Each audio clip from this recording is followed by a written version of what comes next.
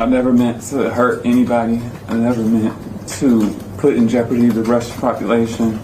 I never meant to break any laws here. I know everybody keeps talking about political pawn and politics, but I hope that that is far from this courtroom. I made an honest mistake, and I hope that in your ruling that it doesn't end my life here. That was Brittney Griner pleading with the judge for leniency before her verdict was read today in a Russian court. The judge ignoring her apology, handing down close to the maximum sentence of 9 years in prison, finding her guilty of charges of drug smuggling and possession after the WNBA star was arrested in February at a Moscow airport for carrying vape cartridges in her luggage.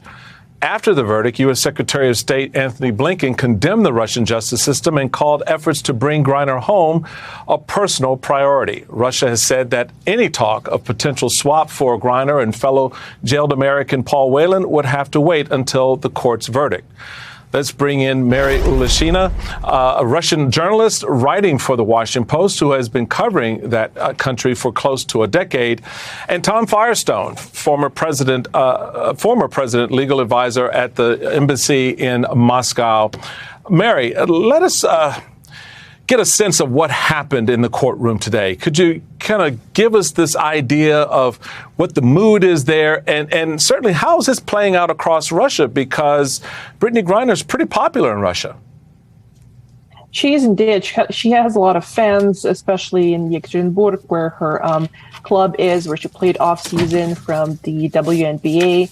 And the court today, I'd say the mood has been changing. I think, at some points you could see Brittney sort of smiling and trying to, communicate with her lawyers and talking to the translator. But when they came to actual sentence, the mood obviously, went downhill because the judge dismissed all of the arguments that the defense has presented, asking for leniency, explaining that, she had a prescription in the United States for medical marijuana, and that she, as a professional athlete, used that occasionally to relieve pain from multiple traumas she sustained.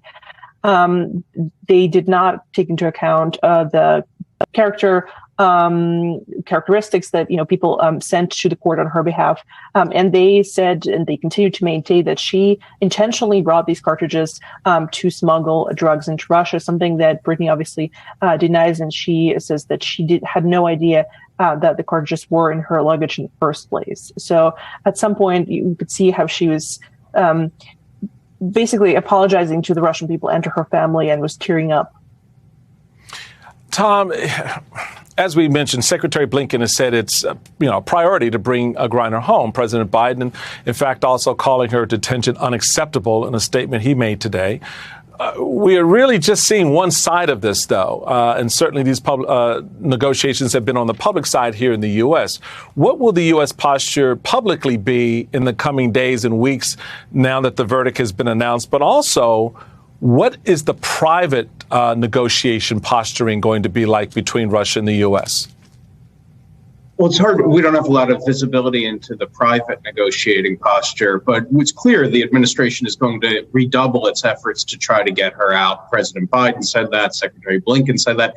It's hard to know, though, what they can do at this point. They've already played the big card and offered Viktor Bout in exchange for these two Americans. The Russians, of course, came back and said they want Vadim Krasikov out, which the administration dismissed as not a serious offer. He's a murderer. He's in German custody, not in the U.S. custody. So it's hard to say what they're going to do. They will redouble the efforts. Maybe they'll try to repackage the deal, but they're in a difficult situation right now.